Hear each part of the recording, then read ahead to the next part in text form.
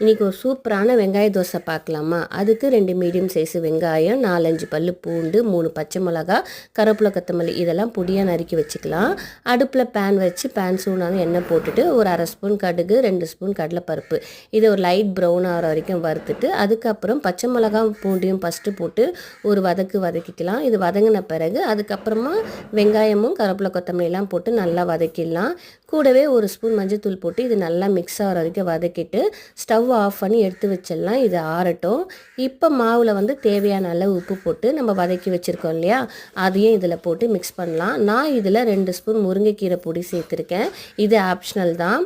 அப்புறம் மாவு நல்லா கலந்துட்டு ஒரு தோசை ஊற்றுனா சூப்பரான வெங்காய தோசை ரெடி ஆகிடும்.